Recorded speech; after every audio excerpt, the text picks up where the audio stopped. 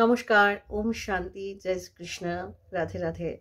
প্রত্যেক দিনের মতো একই কথা আজও বলবো। চ্যানেলটা পুরোটা ঘুরে দেখুন, অন্যান্য ভিডিওগুলো ঘুরে দেখুন। চ্যানেলটা ভালো লাগলে, উপকারী মনে হলে অন্যদের সাথে শেয়ার করুন ভিডিওগুলো। আপনার মূল্যবান মতামত জানিয়ে আমাকে অবশ্যই বাধিত করবেন। আপনার একটা মতামত আমার কাছে ভীষণ গুরুত্বপূর্ণ। এবং চ্যানেল সাবস্ক্রাইব করে অবশ্যই বেল আইকনটা প্রেস করে দেবেন। সমস্ত রকম ভিডিও নোটিফিকেশন আপনার কাছে সবার আগে পৌঁছে যাবে। প্রথমেই ক্ষমা চেয়ে নেব, ভীষণ অসুস্থ থাকায় কিছুদিন একদম ভিডিও পোস্ট করতে পারিনি।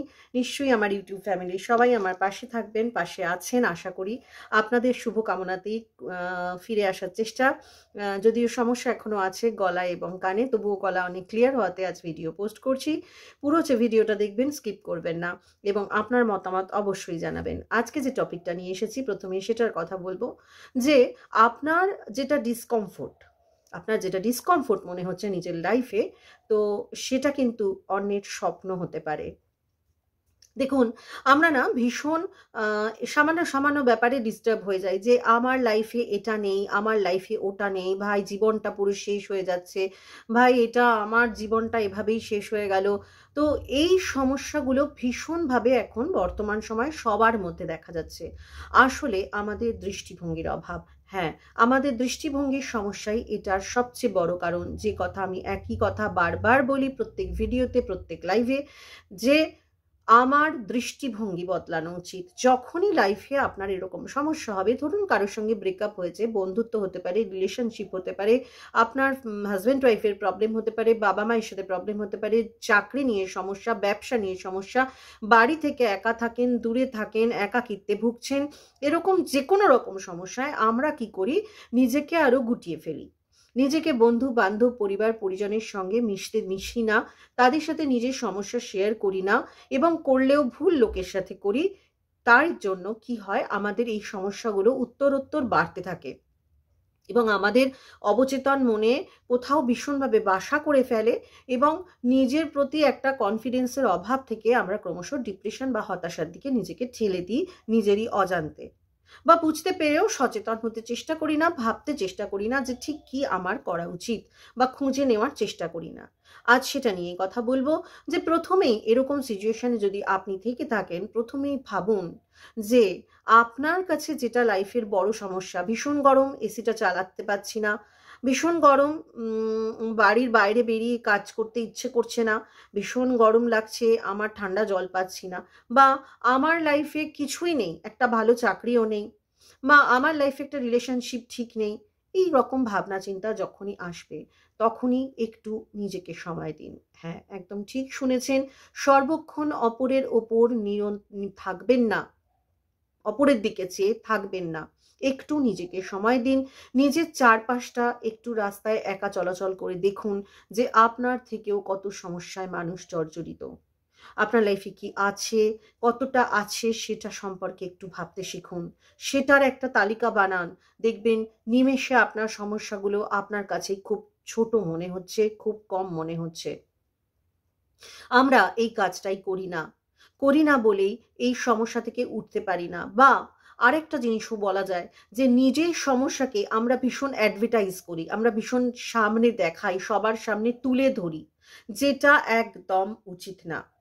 কখনো নিজের সমস্যাকে আমরা দেখবেন হোয়াটসঅ্যাপ স্ট্যাটাস, ইনস্টাগ্রাম পোস্ট বা স্টোরি, সব কিছু, এফবি পোস্ট, সব কিছু দিতে থাকি এবং বলি যে না, আমার কোনো সমস্যা হয়নি ভাই, আমার পোস্ট দেখে আমার মানসিক অবস্থা নিয়ে এত অ্যানালিসিস করার কিছু নেই।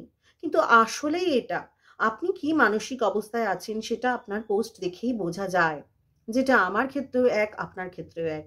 তাই প্রথমেই এটা আমাদের বন্ধ করা উচিত, যেটা সম্পর্কে আমি নিজেও অবগত ছিলাম না, যে প্রথমেই না নিজেকে দুঃখী দেখানোটা আমাদের বন্ধ করা উচিত। আমাদের উচিত, যখনই আমি একটা ডাউন ফিলিংসে আছি, একটা মানসিক অবস্থাটা আমার ঠিক নেই, আমি একটা প্রবলেমে আছি, তখন বেশি করে নিজেকে এনহ্যান্স করা, বেশি করে নিজের নিজেকে সাজানো, নিজেকে ভালো গান শোনানো, নিজের পিছনে সময় দেওয়া। এমন নয় যে যে আমাকে কদর দিচ্ছে না সেই মানুষটার পিছনে ছুটে ছুটে ছুটে ছুটে আমি নিজের জীবনটাকে শেষ করে ফেলবো, বা যে জায়গাটায় আমি প্লেস পাচ্ছি না সেখানেই আমি মাথা গুঁজে থাকবো। যেখানে আমার জায়গা আছে, যারা আমাকে কদর করছে, যারা আমাকে ভালোবাসছে, তাদের দিকে একবার তাকান। আমরা খুব স্বাভাবিক প্রবৃত্তি অনুযায়ী যে আমাকে পাত্তা দিচ্ছে না সেখানেই ছুটতে শুরু করি, এবং সেটাই মূল কারণ হয়ে দাঁড়ায় আমার সমস্যার, তাই না? তো এটা আমরা বুঝি না, বা বুঝেও ভাবতে চাই না, ভাবলেও মানতে চাই না। সে কারণেই আমার সমস্যা থেকে আমি কোনোভাবেই বেরোতে পারি না, এবং ক্রমশ ক্রমশ ক্রমশ হতাশায় ঢুকে যেতে থাকি। প্রথমেই বলবো, যারা এই ধরনের সমস্যায় আছো আমাকে লিখে পাঠাও কমেন্টসে।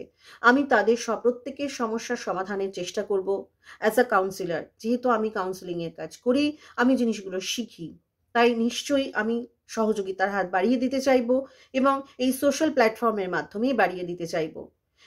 প্রত্যেকের সমস্যা আলাদা, তাই সমাধানের পথ আলাদা। আমি একটা জেনারেল কথা বলছি, জেনারেল ভাবে আলোচনা করছি, তাই এখান থেকে সকলেই একটা পথ পেতে পারো। কি করবে? প্রথমেই নিজের লাইফস্টাইল চেঞ্জ আনো। যার কথা তোমাকে সারা দিন কষ্ট দিচ্ছে, তার কথা মাথা থেকে সরিয়ে দেওয়ার চেষ্টা করো, মন থেকে সরিয়ে দেওয়ার চেষ্টা করো। কি করে করব? হয় না। সেটার জন্য নিজেকে ব্যস্ত রাখো। জগিং করো, বেড়াতে বেরো, যারা তোমার ভালোভাবে তাদের সাথে সময় কাটাও, যারা তোমাকে ভালো ফিলিংস দেয় তাদের সাথে সময় কাটাও। ভালো সিনেমা দেখো, ভালো গান শোনো। নিজের জীবনে কি কি আছে সেটার তালিকা বানাও।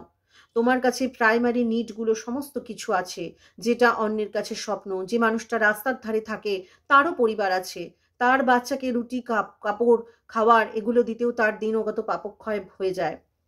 তোমার কাছে একটা বাড়ি আছে, গায়ে দেওয়ার একটা ভালো কম্বল আছে, একটা এসি আছে, একটা ফ্যান আছে, একটা গাড়ি আছে, বই খাতা আছে, পড়াশোনার সুযোগ আছে, বাবা মার ভালোবাসা আছে।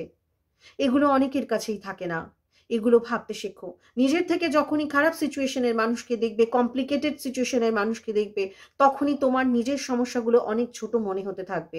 যদি ভাবো কেন দেখবো, তাহলে ভাই তোমার সমস্যা নিয়ে তোমাকে বসে থাকতে হবে। কেউ জগতে তোমার কথা ভাববে না। নিজেকে ভালোবাসো। নিজেকে ভালোবাসতে গিয়ে আবার এতটা বেশি ফেলো না যে সেলফ অবসেসড হয়ে যাও। কিন্তু মানে কি বলবো, এতটা তুমি নিজেকে ভালোবেসে ফেলো না যে আমি আমাকে ছাড়া আর কারোর ফিলিংসকেই গুরুত্ব দিচ্ছি না। আমার জন্য সবাই ভাববে, আমার জন্য সবাই করবে, আমাকে নিয়ে সবাই চিন্তা করবে। আমি কারোর অনুভূতি ভাববো না, কারোর সমস্যার কথা ভাববো না, কারোর দুঃখের কথা ভাববো না, কারোর কষ্টের কথা ভাববো না। এটা যেন না হয়। এটা তোমাকেই সচেতন থাকতে হবে। কিন্তু নিজেকে ভালোবাসাটাও একই সাথে ভীষণ রকম গুরুত্বপূর্ণ। বিশ্বাস করো, পৃথিবীতে কারোর কিচ্ছু যায় আসে না তোমার সমস্যা নিয়ে। আর বিশেষত সেই মানুষটার তো আসেই না যে তোমার দুঃখের কারণ। যদি সে তার যায় আসতো, সে তাহলে সেটা অনুভব করত। সে তোমাকে সেই দুঃখটা হয় দিত না, বা দেওয়ার পর রিপেন্ট করতো, নাকি তোমাকে আরো আরো আরো বেশি দুঃখ দিত, বা তোমার দুঃখটা নিয়ে মাথা ঘামাতো না, বা তোমাকে অ্যাভয়েড করতো না। যে তোমাকে দুঃখ দিচ্ছে, দিয়ে সেটা সম্পর্কে সচেতন হচ্ছে না, অ্যাভয়েড করছে, বুঝে নাও যে জাস্ট তার কিচ্ছু যায় আসে না। জাস্ট যায় আসে না, এটা মানতে শেখো। যত তাড়াতাড়ি মানতে পারবে তত তোমার সুবিধা। কিভাবে মানবে? তার অনেক উপায় আছে। ওই যে বললাম, প্রথম উপায় হচ্ছে নিজেকে ভালোবাসো, নিজেকে ভালো রাখো। তোমার থেকে বেশি ভালো তোমাকে আর কেউ বাঁচতে পারে না। তোমার থেকে বেশি কদর আর তোমাকে কেউ করতে পারে না।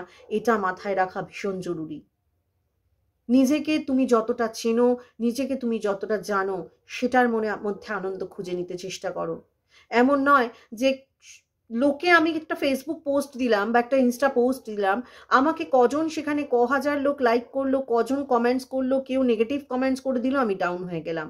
বিয়ে বাড়িতে সেজেগুজে গেলাম, গিয়ে আমাকে কেউ খারাপ কথা বলে দিল, কি বাজে লাগছে, রংটা একদম স্যুট করছে না, খারাপ, ডাউন হয়ে গেলাম। ওয়াই? আমার ভালো লাগছে ভাই, আমার মনে হয়েছে এটা পরে আমাকে ভালো লাগছে, তাই আমি এসেছি। হু কেয়ার্স তোমার কি লাগলো না লাগলো, মুখে বলার প্রয়োজন নেই। কিন্তু নিজের গুরুত্ব নিজে দিন। বিশ্বাস করুন, কারোর কিচ্ছু যায় আসে না আপনি কেমন আছেন। যার আসে, যদি কারোর আসে, জানবেন আপনি ভাগ্যবান।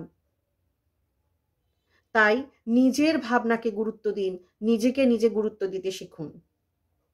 আবার পাশাপাশি এটাও বলবো যে আপনি কাউকে ভালোবাসেন, এমন করছেন না তো যে ভালোবাসা অন্ধ হয়ে তার ক্ষতি হয়ে যাচ্ছে। কারোর হয়তো কোনো কিছু খাওয়া বারণ, আপনি তাকে ভালোবেসে অতিরিক্ত তাকে সেগুলো খাওয়াচ্ছেন, সেটাকে কিন্তু ভালোবাসা বলে না। সেগুলো একটা প্রবলেম। এই ছোট্ট ছোট্ট সূক্ষ্ম সূক্ষ্ম জিনিসগুলো না একটা আরেকটার সঙ্গে ভীষণভাবে রিলেটেড, যেগুলো আমরা একদম বুঝতে চাই না। এবং বুঝতে চাই না বলেই আমাদের সমস্যাগুলোর সমাধান হতে চায় না। কেউ বোঝাতে চাইলেও আমরা তাকে বলি, এ ভাই জ্ঞান দিস না তো। এইটা আমাদের বিশাল বড় প্রবলেম, এবং সেই ধরনের কথা আমরা শুনতেও চাই না। আমি জানি ওই কথাটা শুনলে আমার উপকার হবে, কিন্তু আমি মানবো না, আমি শুনবো না। তার মানে কি, কোথাও একটা দুঃখ বিলাসিতার অভ্যাস দিনে দিনে আমাদের গ্রাস করছে। বেরোন, বেরোতে চেষ্টা করুন, নিজে ভালো থাকুন, অপরকে ভালো রাখুন। নিজে সারাদিন খিচখিচ করছেন, নিজেকে খারাপ রাখছেন, অপরকে খারাপ রাখছেন।